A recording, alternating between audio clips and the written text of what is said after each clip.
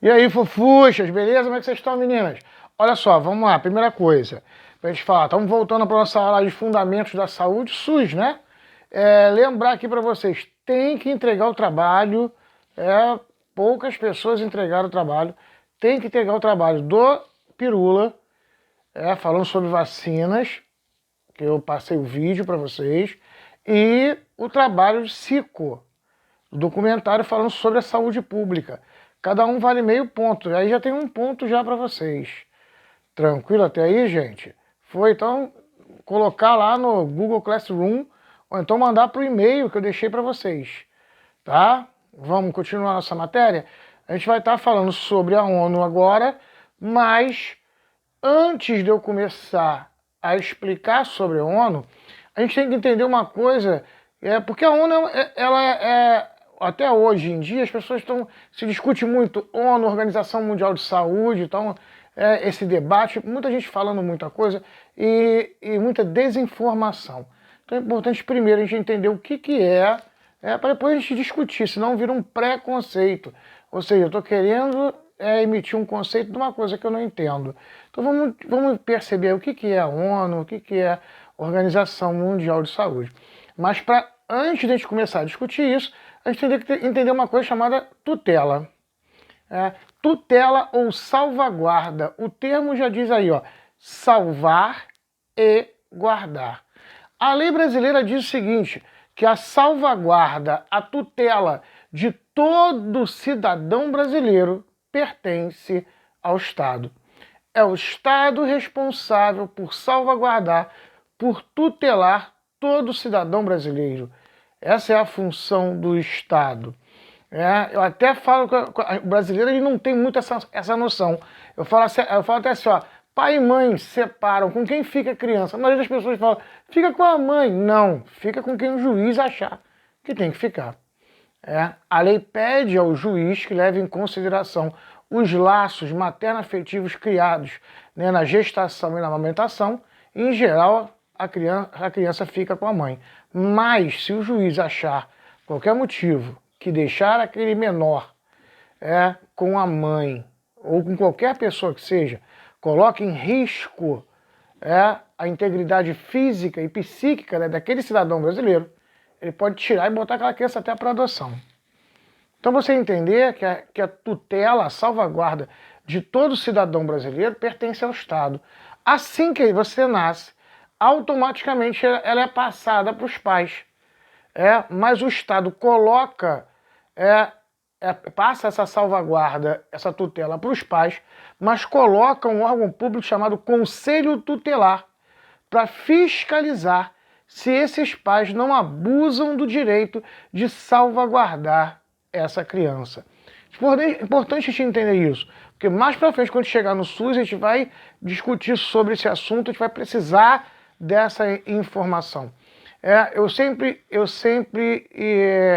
gente vai ver isso aqui lá mais para frente, mas eu já vou dar um insight aqui para você. Aqui no Brasil, as pessoas confundem muito o lance em relação à lei de aborto. O aborto ele é proibido, não é proibido. O aborto é controlado pelo Estado. O Estado autoriza o aborto em casos em que ele acha que há necessidade. Em que a gente vai perceber aqui que eu vou estar explicando para vocês o que a gente chama de imperativo categórico sobreposto. Eu vou estar explicando isso aqui para você. Então vamos lá. A lei brasileira ela discute sobre a vida humana. Muita gente, quando vai discutir sobre isso, vai discutir sobre o aborto, a pessoa fala assim, mas a lei defende a vida. Não. O coronavírus é vida. É um ser vivo, monocelular e aquela coisa toda, mas é um ser vivo. A lei não discute vida, a lei discute vida humana. Em que momento aquilo que está dentro de você passa a ser um ser humano. Porque se é um ser humano, Declaração Universal dos Direitos Humanos. Ele é um ser humano como você e tem o mesmo direito que você. Percebeu? Importante a gente entender essa estrutura. Então, cada país vai... A discussão em relação ao aborto é que em cada país há uma legislação diferente. A discussão está em que momento aquilo que está dentro de você passa a ser um ser humano. Na grande maioria dos países hoje, é ser humano só a partir de 3 meses e meio. Então, na grande maioria hoje dos países, o aborto, a interrupção ela é permitida até 3 meses e meio. Momento em que é criado o sistema central nervoso e o feto passa a sentir medo, frio, calor, isso tudo. Em outros países não, tem países que só é ser humano quando nasce. Então você pode fazer aborto em qualquer momento. No Brasil, não. A lei brasileira ela diz o seguinte: um óvulo fecundado por um espermatozoide já é considerado vida humana. E sendo vida humana, é crime fazer a interrupção. A gente vai discutir aqui sobre os problemas hoje que esse modelo que o Brasil carrega, ele traz. Para você entender, vou dar só alguns exemplos. Eu até expliquei aqui, na nossa primeira aula, eu falei aqui, gente, o chinês que fez 2 crianças geneticamente manipuladas. Tem artistas aqui no Brasil, né? A gente não vai citar o nome, mas vários artistas aqui no Brasil que saíram do Brasil e foram para os Estados Unidos fazer manipulação genética e inseminação artificial, porque aqui no Brasil o que eles fizeram é proibido. Artistas que têm problemas, que têm um quadro de câncer na família, tipo a avó teve câncer, a mãe teve câncer, a pessoa teve câncer, e inclusive eu explico aqui, hoje existe um exame que consegue detectar se você vai ter câncer daqui a 3 meses. Então, pessoas muito ricas hoje, de 3 em 3 meses, estão fazendo esse exame. Se detectar, já começa a fazer o tratamento antes de ter o câncer. Você vê que nível a gente está falando das coisas. Então, voltando aqui para você compreender, esses artistas que têm aí um quadro de câncer genético na família, foram fazer inseminação artificial. E como é feita a inseminação artificial?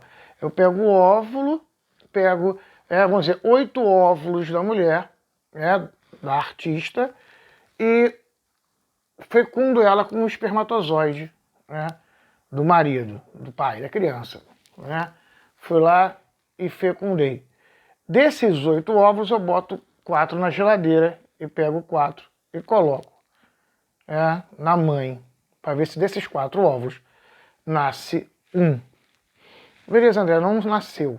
O que eu faço? Segunda tentativa. Pego os outros 4 óvulos, coloco nela, para ver se desses 4 nasce um. André, se não funcionar, eu vou pagar de novo. Hoje está na faixa de 150 mil reais só a inseminação, fora a manipulação genética. Para essas 2 tentativas, para você entender o que a gente está falando, de valores. Beleza, para você tentar fazer isso. Tranquilo? Vamos lá. O problema aí, são 2 problemas, vamos pelo primeiro. Vamos dizer que na primeira tentativa nasceu 3 filhos. Você vai querer ter mais? Não. E aqueles 4 óvulos na geladeira? Segundo a lei brasileira, já são seres humanos. Você vai jogar fora? Percebeu? Se você acredita que um óvulo fecundado por um espermatozoide já é um ser humano, você está fazendo aborto de 4 ali. Então na barriga da mãe não pode, mas na geladeira pode. A questão ética aí. Há de sentar-se e discutir isso. Aí tem aluno que fala, professor, mas eu vou doar. Vou dar um exemplo aqui para você. Vou pegar um artista famoso qualquer, filho da Angélica com Luciano Huck. Se ele doar um óvulo de Angélica com Luciano Huck fecundado, se eu botar num chimpanzé, tô sendo grotesco para você poder entender o que eu tô falando. Se eu botar num chimpanzé, vai nascer Angélica e Luciano Huck. Nada do chimpanzé. O chimpanzé é só um receptáculo. E essa criança tem direito à pensão, à herança, a tudo isso. Porque é um filho genético deles. Estão entendendo? O óvulo só pode ficar 5 anos na geladeira. E é caríssimo para se manter isso. Depois de 5 anos, eles morrem. Então chegou um ponto hoje complexo aí em relação a isso. Que a gente tem que se discutir isso. Outra que a gente falou aqui. Beleza, vamos pegar lá aqui. Como é feita a manipulação genética que a gente falou aqui do câncer? Eu vou pegar o óvulo, vou fecundar ele com o espermatozoide, vai nascer a célula-tronco. Aí o que eu faço? Que a primeira célula do corpo humano, ela contém todo o seu DNA. Eu posso fazer outro de você com aquela célula-tronco. Então o que eu faço? Eu pego aquele óvulo, abro o óvulo, abro a célula-tronco, vou lá no DNA. E qual é o bracinho do DNA que tem o câncer? O B32. Vou lá e tiro o B32 e coloco uma proteína no lugar, fecho isso tudo e coloco na mãe. Isso é você ter que perceber a que nível que está falando sobre manipulação genética. Hoje isso já está acontecendo aos montes nos Estados Unidos e nos países desenvolvidos geneticamente. Foi inclusive o que eu falei aqui, artistas brasileiros estão fazendo lá para fora fazer isso. A pergunta é, quantos óvulos fecundados o cientista errou até conseguir tirar lá o B52? Ele matou 30 peças, que eles chamam de peça, né? Mas ele vai chamar de ser humano, porque se você acredita que um óvulo fecundado por um espermatozoide já é um ser humano, ele matou 30 seres humanos para acertar num e colocar em você. Então eu vou lá para fora, mato 30 crianças no balcão do laboratório, boto uma dentro, mas não é aborto. Entendeu? É uma questão ética que tem que ser discutido aí. Aqui não está falando se aborto é certo ou errado. Então, que momento o ser humano surge? Essa é a discussão. Em que momento o ser humano está surgindo? Tá? Então é importante a gente entender essa estrutura. Quando a gente for discutir sobre aborto, vai falar sobre aborto, você entender isso. A discussão é em que momento há o ser humano ali. A gente vai chegar lá na frente em SUS quando a gente discute isso. Então você já está estruturando para você entender o que é o ser humano, em que momento surge o ser humano aqui no Brasil, que é o momento da concepção. Sem falar da pílula do dia seguinte, que você vai tomar ela pode ser um aborto ou não. Vai depender se o espermatozoide fecundou o óvulo. Se você tomou, mas o espermatozoide não fecundou o óvulo ainda, não. Se ele acabou de fecundar e você tomou a pílula do dia seguinte, tecnicamente seria um aborto no primeiro momento de vida do ser humano. Se você acredita que um óvulo fecundado por um espermatozoide já é um ser humano. Tranquilo até aí, gente? Mas só para você entender os níveis aí de discussão em relação a esse tipo de coisa. Vai chegar mais para frente, a gente vai discutir isso em SUS, então é importante a gente estruturar isso aí. Beleza, você entendeu agora aqui que o Estado ele tem a tutela de todo cidadão, que esse Estado ele passa essa salvaguarda para os pais, mas ele coloca um órgão público chamado Conselho Tutelar para fiscalizar se o pai e a mãe não abusam do direito de salvaguardar esse cidadão. A pergunta é, quem fiscaliza o Estado? Quem pode dizer se o Estado ele não está abusando do direito de salvaguardar o seu cidadão? Aí vai entrar o que a gente chama de ONU. Agora a gente vai falar sobre a ONU. A gente entender o papel da ONU. A ONU ela vai surgir depois da Segunda Guerra Mundial, no final da Segunda Guerra Mundial. Por que isso, André? Por causa do avanço do fascismo. O modelo fascista, que a gente conhece muito pelo modelo nazista, e não só eles também não, mas como os modelos comunistas extremistas, de Stalin, Mao Tse Tung, esses governos que aí de comunismo, de ultracomunismo e de fascismo, de extrema direita, extrema esquerda, o Estado ele abusa do indivíduo. O Estado faz o que quer. E a gente vai entender isso aí. Como surge essa estrutura aí. Como vai ser formada essa estrutura. Vamos lá. Na década de 30, na época da Segunda Guerra Mundial, a ONU não existia. E esse modelo que a gente viu, russoriano, darwiniano, democrático, federativo, esse modelo, ele não era a maioria. Hoje, ele é a maioria no mundo. Mas ele não era a maioria. Pelo contrário, surge um modelo fascista. E esse modelo fascista, ele não é baseado na ciência, como a nossa estrutura é baseada na ciência, como a gente está estudando aqui. Eles são pseudo-religiosos, pseudo-cristãos. Por que eu falo pseudo-cristãos? É você pegar o discurso religioso e manipular ele para ele dar a resposta que você quer. Então é importante a gente entender isso. Isso nasce porque existe uma lenda nos povos germânicos, na Europa ali, que ela tenta explicar uma coisa que não é explicada na Bíblia. É o que eles chamam de vácuo histórico. Como a Bíblia ela trabalha com parábolas, ela conta uma história, ela terminou aquela história, ela vai contar outra história. Então fica um buraco ali. Por que fica esse buraco? Não, porque não é a linguagem deles. O livro não era cronológico. É um livro de discurso moral, para te ensinar o certo e o errado. E não para discutir, hoje aconteceu isso, amanhã aconteceu aquilo. Não era assim. Então você tem vários, que a gente chama de vácuos históricos. Só para você conhecer os mais famosos. O primeiro é a adolescência de Cristo. Você tem texto dele criança, tem texto dele adulto, mas você não tem texto dele adolescente. Há um buraco aí. Porque não foi nada escrito sobre isso. Outro é o Gênesis. Adão, Eva, Caim, Abel. Acaba essa história, você já tem a humanidade toda depois feita. Certo? Tranquilo? Você não tem essa transição aí. Então por que eu estou falando isso? Porque é nesse vácuo aí que entra a lenda em que o fascismo ele se faz.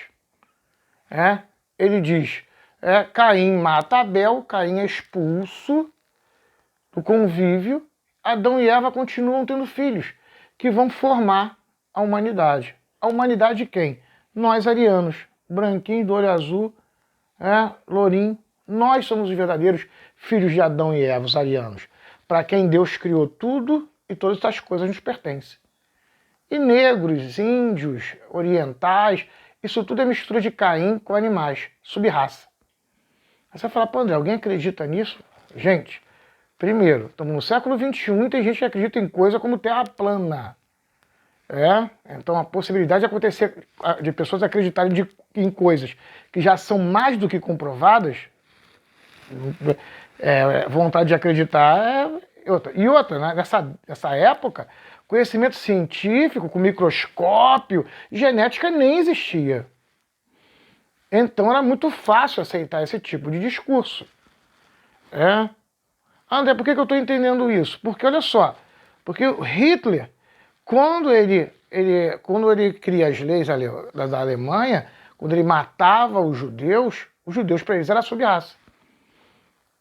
Se eu sair daqui agora, sair de carro e atropelar um cachorro e matar o cachorro, vai ser uma coisa muito triste, muito chata, mas eu não vou preso. Por quê? Porque cachorro não é gente. E a legislação ela não vai legislar sobre o animal. Até uma luta falando, mas não, matar o animal não é crime. O problema é tortura, é maus tratos ao animal. Mata a galinha, cara, boi, isso é tudo direto. Então não funciona aí. Para a pessoa poder entender, a nossa Constituição ela trabalha sobre vida humana. Então quando Hitler vira e fala que os judeus é sub-raça, se eu sair daqui e der 3 tiros na cabeça de um judeu, é muito feio. Mas não é crime, porque judeu não é gente, é sub-raça. Perceberam o discurso? Como é perigoso? Fora dessa estrutura legal que ele cria, ele vem com ódio.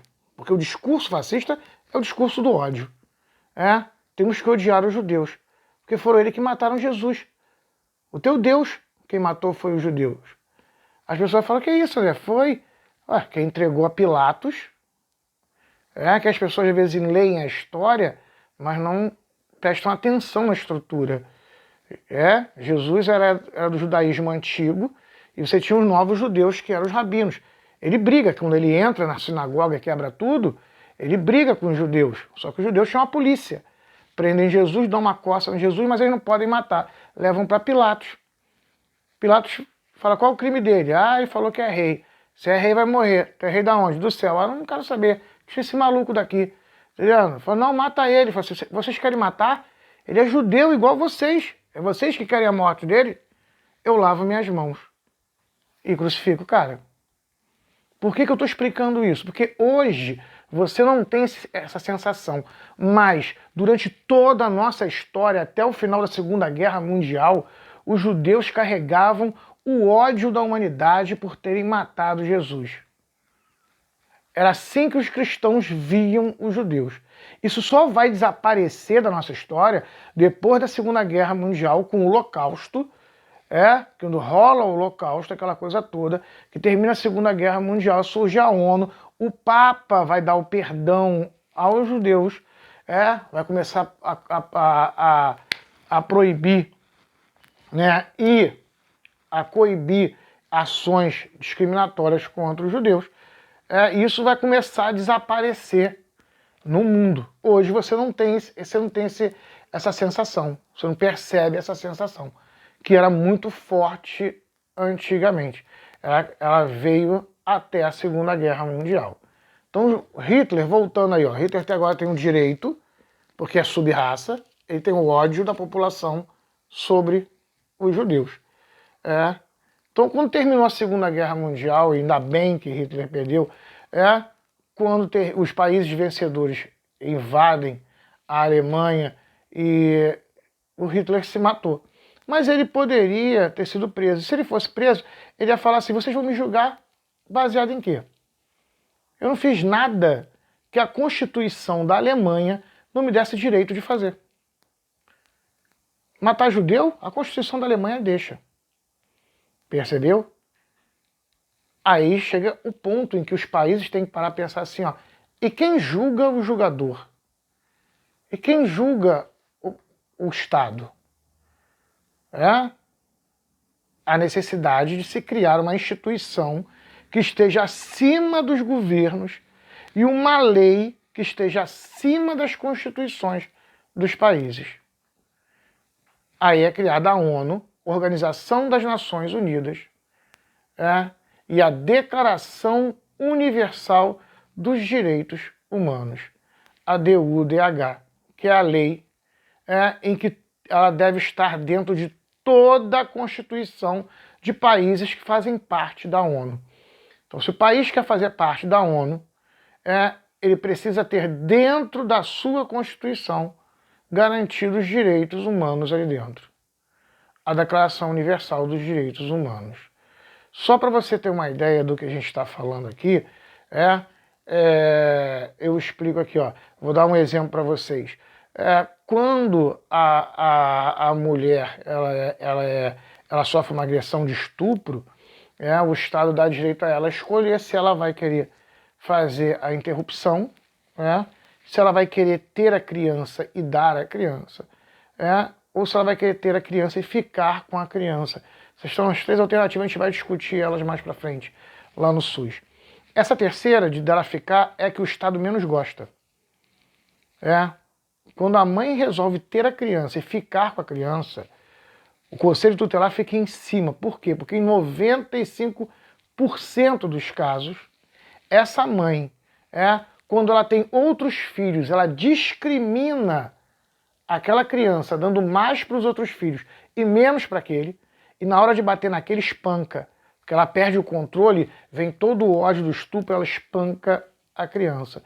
Daí o Estado prefere pegar a criança e botar para adoção. André, por que você falou isso? Agora vamos lá para cima.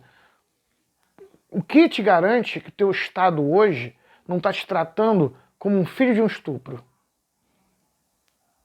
Por que o traficante de drogas negro, pobre da comunidade, pego com a droga, tem que ser fuzilado na porta da favela, sem direito a um advogado e a ser julgado pelo Estado, e o mesmo traficante, branquinho lourinho da Zona Sul, tá com tornozeleira na perna em casa? Ou fuzila todo mundo, ou tornozeleira em todo mundo. Pesos diferentes para o mesmo crime? Percebeu? É isso que é importante que a gente entenda. Às vezes a pessoa não vai discutir direitos humanos. Tem um aluno uma vez que virou para mim e falou assim: professor, na Indonésia os direitos humanos não vai lá, eles fuzilam traficante. Eu falei, mas na Indonésia não fez nada de errado. A lei da Indonésia diz o seguinte: se você traficar, você vai ser preso, julgado, e se for condenado, você vai ser fuzilado. O cara traficou, foi preso, foi julgado, foi condenado e foi fuzilado. Onde está o erro aí? Você não pode pegar o cara na porta da favela e fuzilar ele sem dar direito a ele passar por todo o sistema penal. Se o brasileiro ele é a favor da pena de morte, como há nos Estados Unidos e em outros países também, que participam da ONU, se ele é a favor da pena de morte, que ele coloque isso institucionalmente, que o Estado, os juízes, eles possam julgar se o indivíduo ele deve ser ou não acusado de pena de morte. O que não pode ser feito é ele ser julgado e condenado na porta da comunidade, quanto o filho do rico não é. Para você entender essa estrutura, é difícil às vezes compreender, e a desinformação acaba alcançando a gente. Então, para você entender o que é direitos humanos, qual é a função dos direitos humanos, é garantir que o Estado trate todos nós de maneira igual. Que a justiça, que todo cidadão, seja do mais pobre ou mais rico, tenham acesso à justiça. Tenham direito e acesso à justiça. Tranquilo até aí, gente? Na nossa apostila, eu estou passando um trabalho valendo mais meio ponto. Na nossa apostila tem a Declaração Universal dos Direitos Humanos. São 30 artigos. A primeira coisa que a gente tem que fazer quando a gente quer discutir um filme senão vai ficar igual aquele apresentador. Não, o filme é bom, eu nunca vi, mas o filme é bom. Primeira coisa que a pessoa quer discutir sobre direitos humanos, às vezes muita pessoa vem falar comigo, não, porque direitos humanos, eu falo, querido, da onde você tirou isso, que eu já li todos os artigos de direitos humanos, e lá não fala sobre isso. Então a primeira coisa, se a gente quer falar bem ou mal dos direitos humanos, a primeira coisa é ler. A primeira coisa que você tem que fazer é ler. Discutir a Declaração Universal dos Direitos Humanos sem ter lido a declaração é como falar de um filme que você não viu. Então você vai chegar, vai pegar a apostila, tá lá a Declaração dos Direitos Humanos, são 30 artigos, 2 folhas frente e verso, não é grande não. Você vai ler, vai escolher 2 artigos, aí você vai discutir. Aí você pode expressar a sua opinião sobre o artigo. Lembrando aqui 2 coisas. Você não pode mentir sobre o artigo, que você vai colocar ele ali e vai falar sobre ele. Agora, você pode falar se ele está sendo feito de verdade, se ele está sendo manipulado, se tinha que melhorar, e você pode dizer no que vai melhorar, o que não vai piorar, tá entendendo? Outra coisa, você tem que seguir ciência. Aqui a gente faz ciência. Aqui na minha vontade, não é achismo. Então a gente tem que usar ciência. Estamos trabalhando com ciência. Senão fica... É o que a gente falou aqui, não adianta falar. Tem que mostrar provas. Então, André, eu acho que não está sendo feito dessa maneira, não. Olha só, inclusive vi uma reportagem assim, falando sobre isso, isso. Ótimo! Ótimo! Como cidadãos, temos que exercer o nosso direito de discutir e melhorar as leis. Fazer com que elas fiquem melhor. Garantir com que elas nos garantam direitos. Tranquilo? Vai fazer vai ler, vai escolher 2 artigos, vai botar o artigo e vai escrever sobre ele, vai falar sobre ele. Vai botar um outro artigo e falar sobre ele. Acabou, envia para mim nesse e-mail que eu coloquei aqui embaixo. É o mesmo e-mail. Né? Manda por e-mail ou então coloca lá no Google Classroom. Tranquilo? Aí eu vou corrigir lá também, ou então coloca no e-mail. Até aí tranquilo, gente? Então a gente entendeu agora o que é a ONU, o que é a Declaração Universal dos Direitos Humanos, como ela é importante dentro dos países, como ela é importante aí, ela está aí. Então vamos amarrar isso. ONU, Organização das Nações Unidas, surge depois da Segunda Guerra Mundial, ela fiscaliza se o Estado não está abusando do direito de tutelar ou salvaguardar os seus cidadãos. Se ele não abusa de uma determinada camada da sociedade. Dando, como a gente falou aqui, dando mais para uns e menos para os outros. É direitos que a gente está falando, não é recursos, é direitos. Beleza. O que é a Declaração Universal dos Direitos Humanos? Conjunto de leis da ONU que deve estar dentro da Constituição de todo país que participa da ONU. E a ONU ela segue o modelo do Rousseau, que a gente viu, o modelo darwiniano, que a gente viu aqui, toda essa estrutura que a gente falou, democrático, toda essa estrutura. Dentro da ONU existe um órgão chamado Organização Mundial de Saúde, a OMS, que a gente está ouvindo falar pra caramba. A OMS é um órgão da ONU, é a órgão responsável pela saúde no mundo. A Organização Mundial de Saúde já tem duas funções. Primeira função da Organização Mundial de Saúde, padronizar a saúde no mundo. Tudo aquilo que vocês estão aprendendo de enfermagem no curso, isso é padronizado pela Organização Mundial de Saúde.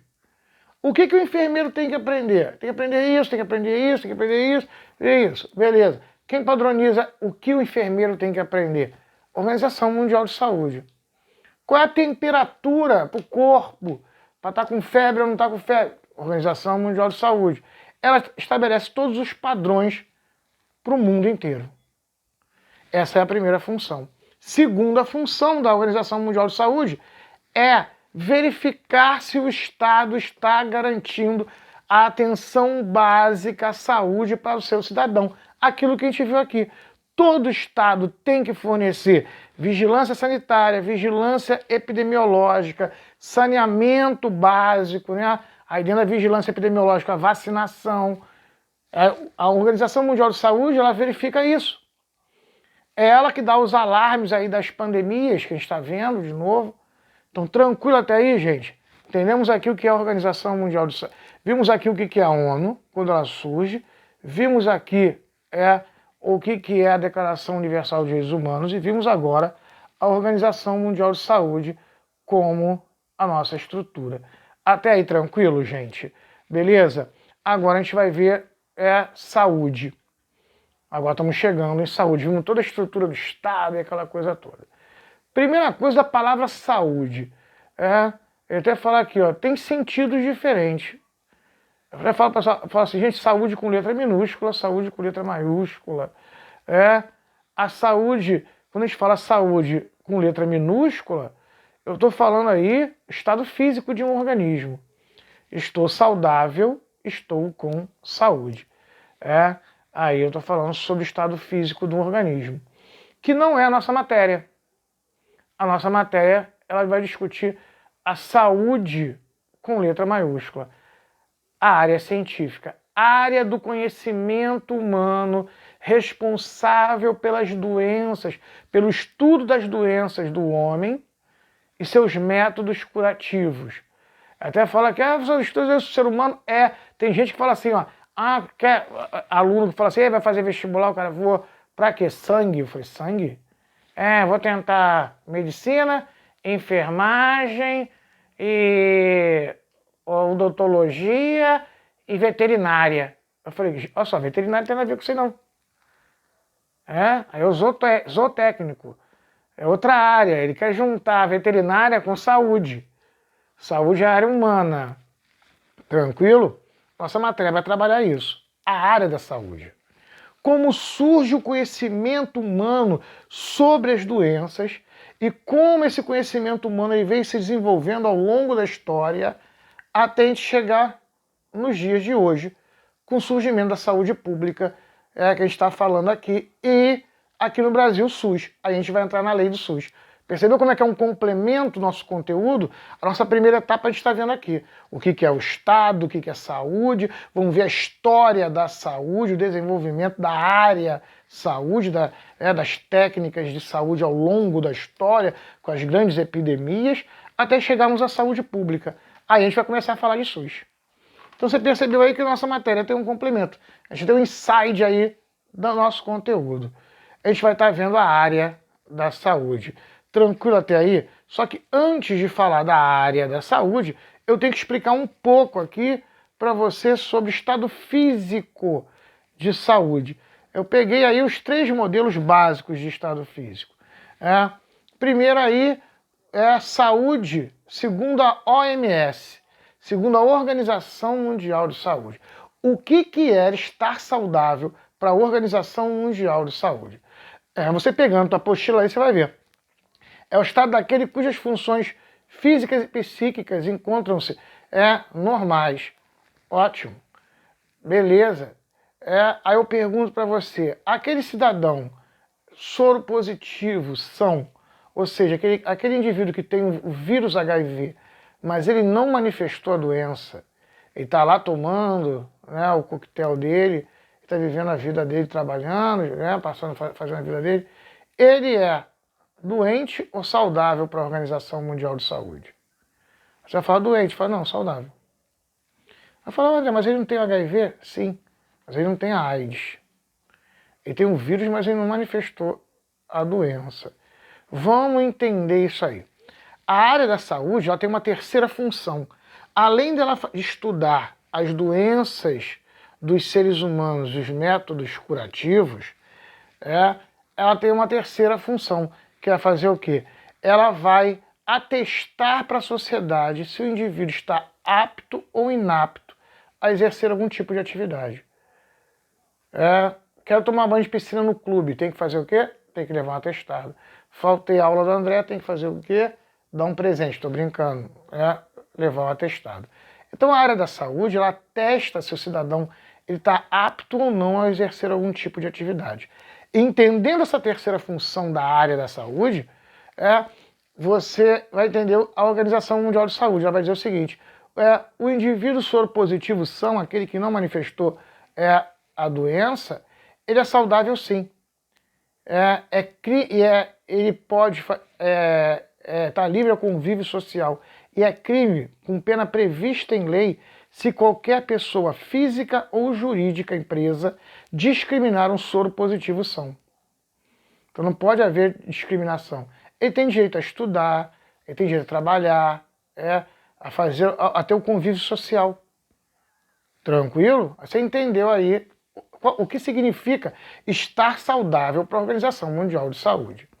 Pô, André, mas então calma aí. Então calma aí, se não é isso, vamos descer mais um pouco. Saúde total. Indivíduo que se encontra com as funções vitais normais em parâmetros ideais, sem nada que agrida o organismo. Beleza? A pergunta que eu faço é, você conhece alguém que tem saúde total? Você conhece alguém que não tem uma dor de cabeça? Não tem uma unha encravada? Uma dor na coluna? Uma gripe? Eu falo que saúde total é uma utopia, um sonho. Ninguém consegue ter saúde total. Por quê? A gente viu aqui na última aula. Todo organismo vivo está dentro de um ambiente e sofre agressão desse ambiente. Acabou de tomar banho, aquele banho quente, você saiu, abriu a porta da geladeira, veio aquele ar gelado, agrediu o teu organismo. Botei a máscara, fui na padaria comprar o pão, passou aquele caminhão. Aquela fumaça, você respirou aquilo, agrediu o teu organismo. Estar vivo é estar inserido dentro do meio ambiente e sofrer agressões desse meio. Então tem momentos em que você está mais saudável e menos saudável. Então saúde total ela é uma utopia. André, se eu não tenho saúde total, o que eu preciso? Uma saúde ideal. Saúde ideal. Indivíduo que encontra com os sinais vitais em parâmetros normais, sem nada que possa desencadear doença. Aí sim. Aí eu pergunto para você, aquele indivíduo soro positivo que tem o HIV, que é saudável para a Organização Mundial de Saúde, ele possui uma saúde ideal? Não, porque tem algo que pode desencadear a doença. Então ele é saudável para a Organização Mundial de Saúde, mas ele não possui um padrão de saúde ideal. André, o que eu preciso para ter uma saúde ideal? Quais são os fatores condicionantes de uma saúde ideal? Vamos dar só alguns aqui. Alimentação saudável e balanceada, 8 horas de sono tranquilo, ausência de fadiga ou qualquer desconforto, atividade sexual saudável, atividade física, 1 hora, no mínimo 3 vezes por semana, e vai embora aí. Várias outras coisas. Só nessa daqui você já percebeu que você, nem eu, a maioria não tem.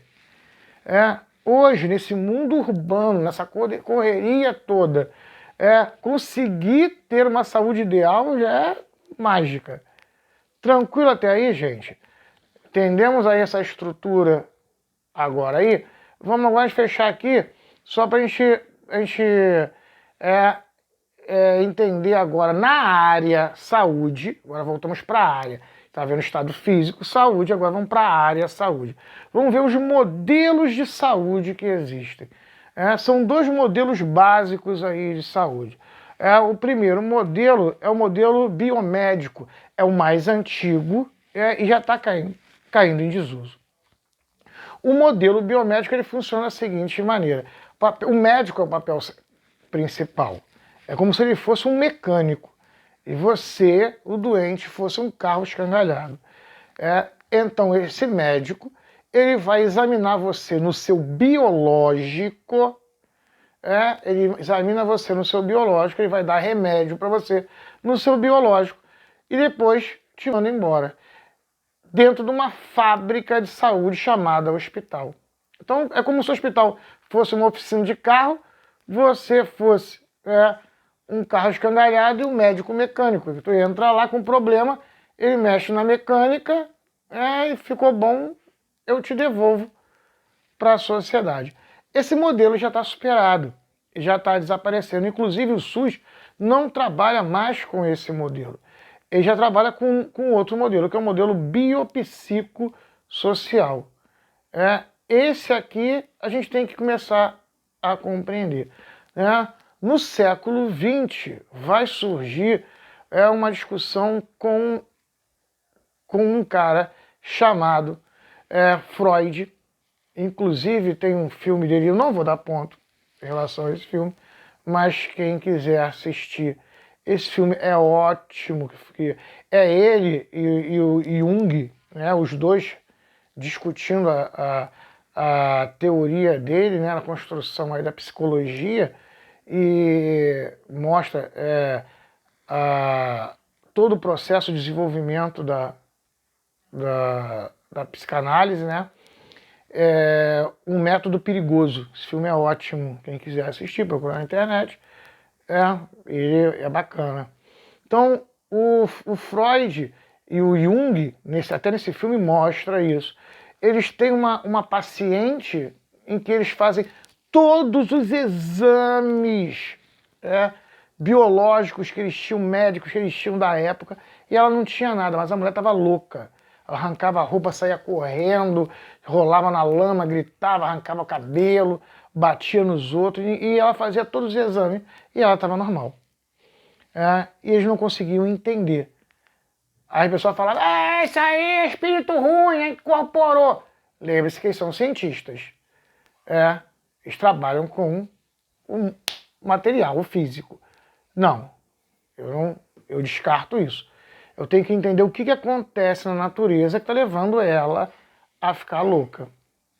Eles começam a trabalhar. E eles vão pegar, como eles são, o Freud é alemão, ele vai pegar um outro cientista chamado Marx, Karl Marx, o comunista, né? Esquece Karl Marx, comunista. Se ele torcer pro Flamengo, torcer pro Vasco, qual era a visão dele política, não nos interessa isso. Ele vai ter que entender a teoria do Marx. O Marx, ele trabalha com uma visão da realidade em dois níveis. Ele fala a realidade ela tem dois níveis. Ele chama de infraestrutura e superestrutura. Só para você entender aí. Se eu chegar para vocês agora aí e falar assim, ó, gente, fecha os olhos e pensa numa cadeira. Aí quando eu abrir os olhos eu perguntar, cada um aqui vai falar sobre uma cadeira diferente. Por quê? Porque cada um teve um convívio, teve uma relação, uma experiência com um objeto, cadeira, diferente. Eu vou falar da cadeira de balanço do meu avô, que ele me botava no colo, o outro vai falar da cadeirada que ele tomou num bar, na briga. Cada um vai materializar o objeto cadeira na sua mente diferente em relação à sua experiência em relação ao objeto cadeira. Então ele fala, você tem a infraestrutura, que é o mundo físico, e a superestrutura, que é o mundo das ideias. É a maneira como você vê o mundo físico. E ele fala, esse mundo, essa superestrutura, ela é histórica. Ela é aquilo tudo que você viveu ao longo do tempo. Você vem vivendo ao longo do tempo e você veio construindo. Você é o somatório, como a gente falou aqui em filosofia, você é o somatório de tudo que você foi vivendo ao longo do tempo. Quando Karl Marx disse isso, o Freud, também alemão, vai pegar isso e vai falar assim, caraca, ele tá certo. Só que eu não vou chamar de infraestrutura e vou chamar de superestrutura. Vou chamar de estrutura biológica e o psique. Então existem problemas psicológicos de coisa que você viveu que vão gerar problemas físicos em você.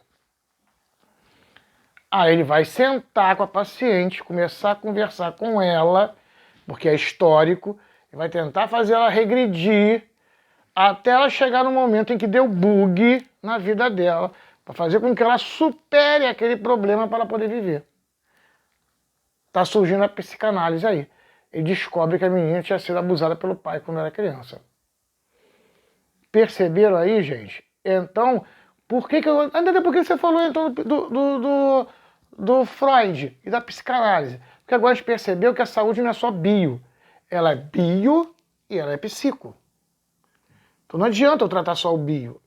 Tem que tratar o psico. Aí entra o Rousseau. Gente, o ser humano é um animal social. Eu pego uma criancinha, barrigudinha de verme da favela, pego ela, levo pro posto de saúde, trato ela do verme, ela melhora, devolvo ela para a comunidade, acontece o quê? Ela fica de novo doente. Porque eu tratei o indivíduo, mas eu não tratei o foco social que desenvolve a doença. Então não adianta. Não adianta eu fazer uma análise na menina se ela continua sendo abusada em casa pelo pai. Não adianta eu tratar o verme se ele vai para um lugar que não tem saneamento básico. Então a saúde já tem que ser bio, psico e social. Surge aí o que a gente chama de equipe multidisciplinar. Agora eu não trabalho mais com um médico. Eu trabalho com uma equipe multidisciplinar. Um médico, um enfermeiro, 4 técnicos de enfermagem, um fisioterapeuta, um psicólogo, um assistente social, um nutricionista e 2 agentes comunitários. Eu tenho profissionais da área biológica, na área psicológica e na área social. E eu vou para dentro do ambiente familiar. Lembra do Rousseau que a gente falou aqui? A sociedade é um grande organismo vivo e a família é a célula desse organismo vivo. Então tem que ir para dentro da família. É porque lá tem os problemas biológicos, os problemas psicológicos, os problemas sociais. Daí surge o que a gente chama de clínica da família. Entendeu por que tem esse nome? Porque a clínica da família, ela trabalha com uma equipe multidisciplinar que vai para dentro da comunidade, tratar o biológico, o psicológico dentro do núcleo biológico chamado família. Foi até aí, gente? Fechamos? Tranquilo até aí? Agora a gente vai corrigir o nosso exercício para fechar. Vamos lá? Foi. Vamos lá, galera, então? Só que antes de começar a corrigir, só lembrando aqui, a gente viu aqui o nosso conteúdo, eu botei aqui uns slides, mas ali saíram uns acentos, meio tortos ali, porque tá fazendo nessa correria e computador, tu sabe o que é, bota acento onde não tem, puxa letra maiúscula, vem minúscula, entendeu? Então, tá, dá esse descontinho aí pra gente, tá? Mas aí, só pra caso você tenha percebido ali, a gente tá, quando eu olhei ali, eu falei, pô, o slide aí é ficar ruim, aí só para você estar sabendo que saiu acento ali fora, né, do local. Vamos partir então aqui para nossas questões.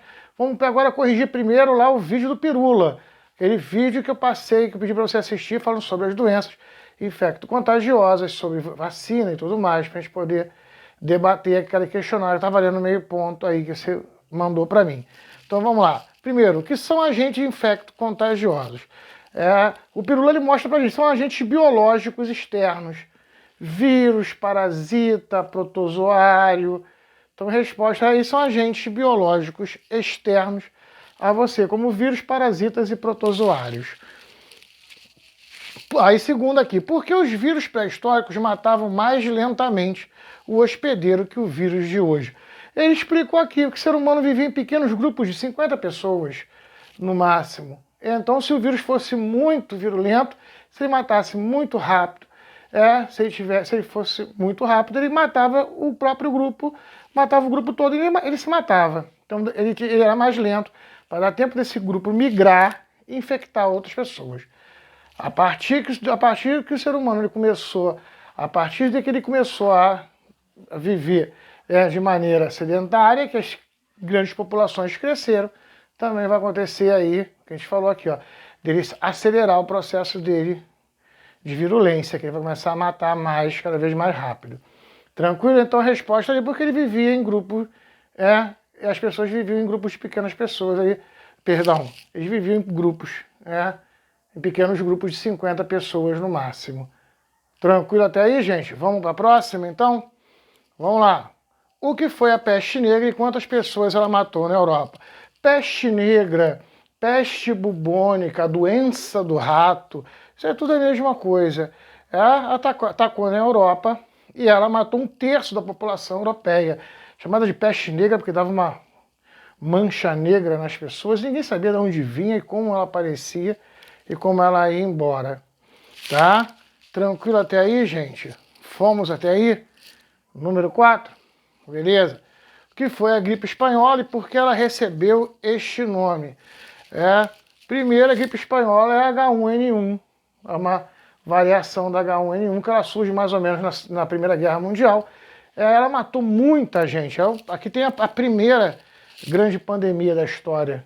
Ela mata 1/3 da população da Europa. A cada 3 pessoas uma morreu. A segunda aqui, gripe espanhola. A gripe espanhola surge aí na Primeira Guerra, nesse período da Primeira Guerra, e não se discutia muito, porque estava na Primeira Guerra Mundial, aquela coisa toda, não se falava, da epidemia. Vai acontecer de se falar da onde? Na Espanha, justamente o país que estava fora da guerra e que os jornais estavam falando sobre a doença. E começou a se discutir ali, começou a se dar ênfase. E o rei da Espanha ele vai pegar também a doença. Daí ser chamada de gripe espanhola, mas não surgiu lá, surge no Kansas, Estados Unidos. Não tem nada a ver, o surgimento dela com ser chamada de gripe espanhola. Tá? Vamos lá. O que é a variolação? Como ela é feita, a variolação? Variolação. Se percebeu que as pessoas que entravam em contato com a pústula, com pus, da varíola, eles conseguiam que muitos pegavam a doença, mas de uma maneira branda e não morriam. Então começou a se fazer o quê? Se pegava o pus de varíola, botava-se esse pus para secar e depois a pessoa inalava ele ou aplicava-se ele subcutânea, ou seja, embaixo da pele. Aí se percebe assim eles conseguiam fazer uma imunização das pessoas. A pessoa tinha a doença, mas tinha de uma maneira muito branda, e depois não tinha mais. Isso num momento sem fazer teste com microscópio, sem nada disso. Tentativa e erro. Hoje o Pirula mostrou pra gente. Na verdade, aí você tem pedaços de vírus morto que você fazia com que o organismo desenvolvesse anticorpos. Tranquilo até aí, gente? Foi? A próxima agora. O que é a variolação, né? E funcionava. A gente falou aqui, acabei de explicar o que é a variolação. Que é esse processo aí de pegar o pus da varíola e transformar ele, deixar ele secar em pó, inalar ele ou aplicar subcutânea. Ele funcionava, sim, mas às vezes você pegava vírus vivo e com alta virulência e a pessoa ficava doente e podia até morrer, tá? Mas não era certeiro, não. Acontecia de matar muita gente. Vamos lá então para a segunda set, né? Porque na verdade aqui eu seria a 6. O computador tá atacado. Bota acento, mete número repetido. Então vamos lá.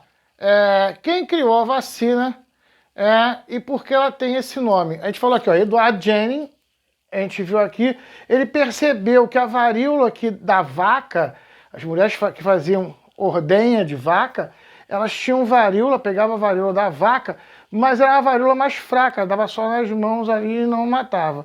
Então ele começa a fazer esse processo de variolação, vai ser um processo de imunização com a varíola da vaca, daí vacina, vem de vacuna, vem de vaca, tá? Vem da vacina, a palavra vacina vem de vacuna de vaca, tá? Vem da varíola aí da vaca. Tranquilo até aí, gente? Vamos lá. Aí vai falar sobre os modelos de vacina. Vamos lá. O que são vacinas inativas? São vacinas que são feitas com vírus morto. Ele falou aqui, ó, são 3 modelos de vacina. Inativa, particulada e atenuada. A inativa é feita com vírus mortos. O vírus está vivo, mas está morto. É colocado no corpo do indivíduo que aí os anticorpos reagem ali. Tranquilo? Vamos lá para 9. O que são vacinas particuladas? Só pelo nome já percebe. Partes, né? Pedaços. São pedaços de vírus que são jogados no organismo das pessoas. Esse daí é a vacina mais fraca. Geralmente, até o teu organismo perceber realmente que aquilo ali um corpo estranho, que é uma doença, e ele poder se desenvolver o anticorpos para aquilo ali leva tempo. Daí você tem que ter 2, 3 doses para você tomar. Tranquilo até aí, gente? Foi? Vamos lá. E a mais forte, a mais perigosa, são as vacinas atenuadas. São vacinas feitas com vírus vivo.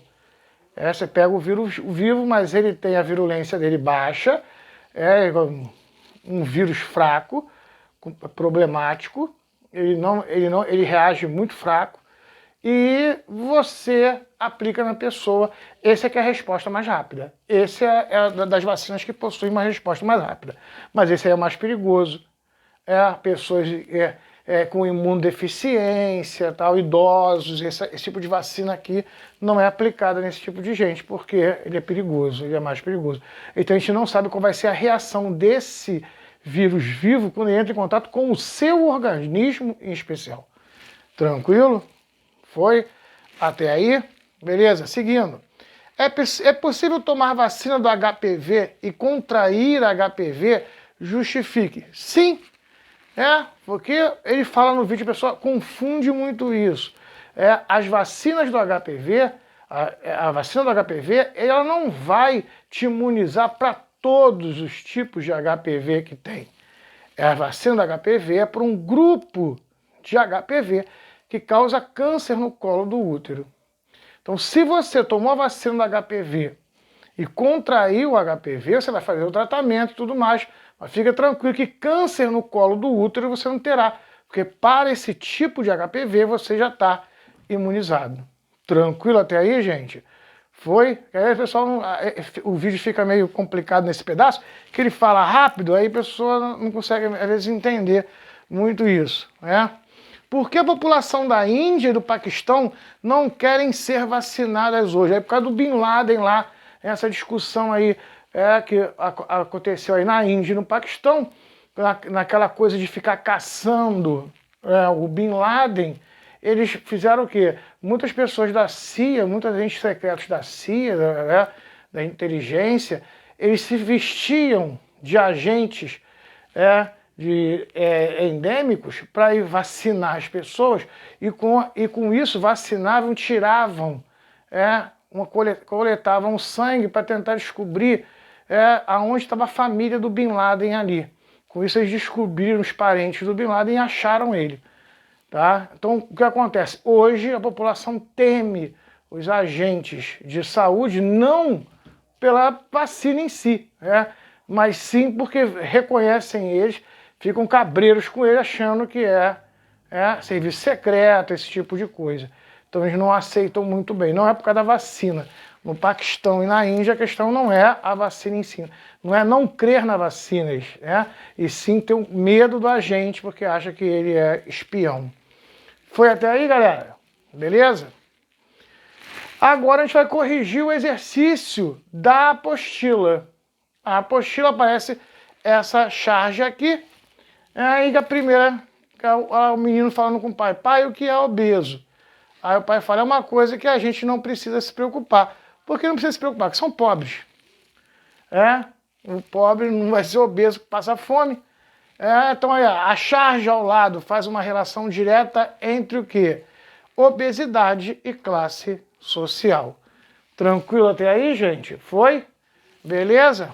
Número 2. Qual das alternativas abaixo não é uma condição mínima que o Estado deve fornecer aos seus cidadãos? Oferta de emprego? Sim. Ensino técnico? Não. A gente falou, o que todo governo tem que oferecer para o seu cidadão? Oferta de emprego, atenção básica à saúde e ensino fundamental. O técnico não é obrigatório. Tranquilo? Então aí, vamos passar para a próxima agora. Número 3. Qual das alternativas abaixo não é um serviço de atenção básica à saúde? Fácil, vigilância sanitária saneamento básico vigilância epidemiológica microcirurgia não. Isso aqui não é atenção básica à saúde. 3 é a letra C. Número 4. Explique a seleção natural de Darwin, como ela funciona. Simples, vamos lá. A gente falou aqui, ao colocarmos organismos vivos em um meio ambiente hostil, ou seja, só para lembrar aqui, calma aí. Os organismos vivos em um meio ambiente hostil, aí você vai entender o que é hostil. É aquele que possui água, oxigênio, alimento e calor, mas não nas proporções que ele precisa para sobreviver. Ou seja, existe, mas não na proporção que ele necessita. Ao colocarmos organismos vivos em um meio ambiente hostil, a maioria morre. Os mais fortes se adaptam e viram uma nova espécie. Isso aí é um resumo rápido aí do que é o processo de seleção natural. Com isso, há o processo de adaptação. Vai surgindo aí novas espécies. Tranquilo até aí, gente? Foi? Vamos lá. Explique como funciona o evolucionismo de Darwin. Aí, o ser humano é a sucessão de mutações. O ser humano é a sucessão de mutações ocorridas em organismos vivos em milhões de anos. Esse processo é de milhões de anos. Vai ocorrendo em milhões de anos. Foi até aí, gente? Tranquilo? 6. Qual das alternativas não marca uma característica social humana? Vamos lá. Desde o nascimento participamos de grupos sociais? Sim. A família é a célula social? Sim. A família é obrigatoriamente composta por pai e mãe? Não. Pode marcar aí a letra C. A gente falou aqui, é alfa e beta. Deu exemplo dos filmes ela do Neo, né? Eu até falei aqui da menina, que ela andava torto, falava torta, porque ela viveu só com a avó. Era a única referência que ela tinha. Então, a família modelo científico, alfa e beta. Aquele que aprende é aquele que ensina. É o modelo básico científico. Tranquilo? Vamos lá. Teoria na qual a sociedade é um grande organismo vivo e a família é a célula social. Letra A, organicismo. Vamos aí? Beleza? Seguindo. Qual das alternativas não marca uma característica do mecanicismo de Rousseau? Ele falou, ó, a sociedade é uma grande máquina social? Sim, tá certo. O Estado deve garantir a existência de profissionais para compor a máquina social? Sim. Falou, não pode faltar médico, não pode faltar professor, não pode faltar policial, não pode faltar lixeiro. Tem que haver todas as engrenagens sociais para a sociedade funcionar. O Estado deve fornecer as condições mínimas de sobrevivência para o cidadão? Sim. A gente falou aí, ó. A gente não consegue mais caçar na natureza, nem beber água do rio. Então, essas condições hoje são artificiais. O Estado tem que garantir que elas existam, para que a gente possa sobreviver. O Estado deve fornecer saúde em todos os níveis de complexidade do sistema? Não. A gente falou aqui, a ONU diz que a atenção básica é obrigatória. Até expliquei aqui. Quando a gente chegar no SUS, a gente vai ver que no nosso país, a nossa Constituição, ela tem a pretensão de dar toda a saúde, desde um teste do pezinho a um transplante do coração. Tudo na rede pública, mas nem todo o país funciona assim. A obrigação da ONU, em relação à ONU, é a atenção básica da saúde. Tranquilo? Aí pegamos aqui essa reportagem falando, ó, as escolas municipais marcam alunos para os mesmos não repetirem merenda. As escolas municipais de São Paulo, na gestão do prefeito do PSDB, João Dória, estão marcando os alunos que comem a merenda para que eles não repitam o lanche quando são servidos. A avó de um estudante que preferiu não se identificar disse que semana passada o garoto de 11 anos chegou à casa com uma bolinha pintada na mão, dizendo que ele não podia repetir a merenda. A Secretaria de Educação diz que o lanche industrializado fornecido através da terceirização não é saudável e seu consumo deve ser moderado. Aí a pergunta, Folha de São Paulo, 2017, utilize a reportagem e faça uma análise sobre a importância da alimentação na formação do cidadão, o papel do Estado nessa alimentação e a presença de alimentos industrializados nas escolas. Tem 3 coisas aí para se falar. Então vamos lá. Primeira coisa para a gente poder entender. Por que alimento nas escolas? Lembre-se que o cidadão, para ele se desenvolver plenamente como cidadão, ele precisa estudar. Ele precisa ter o que a gente falou aqui, ó, o ensino básico. Ele precisa conhecer o básico de funcionamento da sociedade. Então o Estado tem que fornecer isso. Só que a gente entende hoje que o indivíduo, criança, que passa fome, desnutrição, ele não consegue desenvolver suas capacidades cognitivas. Ele não vai se conseguir se desenvolver como cidadão. Então, para ele poder estudar, ele tem que estar de barriga cheia. Ele tem que estar nutrido. Você tem que ter cuidado aí que eu falei barriga cheia, vai estar barriga cheia e nutrido são coisas diferentes. Ele tem que estar com os nutrientes necessários para poder se desenvolver o sistema cognitivo e ele poder estudar. Então, você entendeu essa estrutura? Ótimo. Beleza, então a função do Estado é dar um alimento saudável para que ele possa se desenvolver cognitivamente para poder estudar. Então, o primeiro erro está aí. O Estado está dando lanche com baixa estrutura de vitaminas para o indivíduo. Então, ele é só um lanche, ele não é um alimento que vai nutrir o jovem. Então, já está errado aí. Entendeu? Olha a dificuldade aí. Aí que você tem que responder. A função do alimento, a resposta aqui, a função do alimento é dar nutrientes suficientes para a criança desenvolver o seu estudo. O alimento tem como base dar nutrientes suficientes para a criança desenvolver o seu estudo e assim sua capacidade como cidadão. Aí, vírgula, é função do Estado dar alimentação saudável para que isso ocorra. Então o erro aí está nesse lanche. Ele não tem que dar um paliativo, não é um lanchinho. A criança está ali para se alimentar e não para ter um lanche. Aí o cara faz, ele não pode repetir que faz mal. Ele pode repetir que faz mal. Claro, mas esse alimento não é para estar ali dentro. Não é para ter acesso a lanche. Tranquilo? Vamos lá, 10. Em que lugar surgiu a democracia? Grécia. Letra B. Na Grécia. Foi? Vamos lá? Onde e como ocorreram as votações? Aí. Na Ágora, de forma direta. A gente falou que era uma praça, todo mundo ali dentro, de forma direta fazia-se a votação. Aqui, ó, quebrou aqui o computador, mas tá tranquilo. Deu para entender.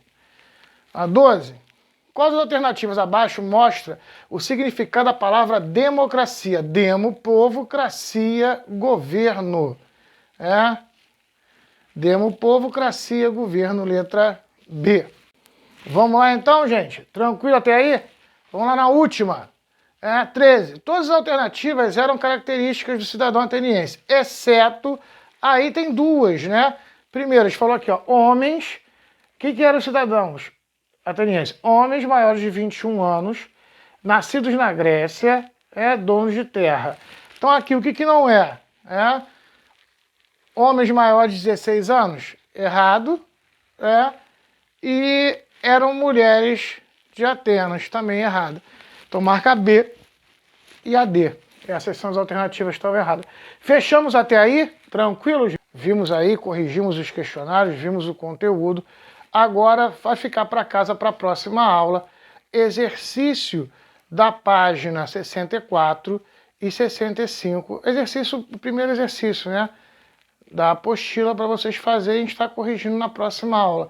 Lembrando aqui que você, só para relembrar, que você tem que fazer o trabalho da Declaração Universal dos Direitos Humanos, que ela está valendo mais meio ponto, e deixar lá para gente. Gente, boa semana para vocês, muita saúde, cuidar da família aí, um abração na mamãe de vocês aí, todo mundo. Tchau, fui!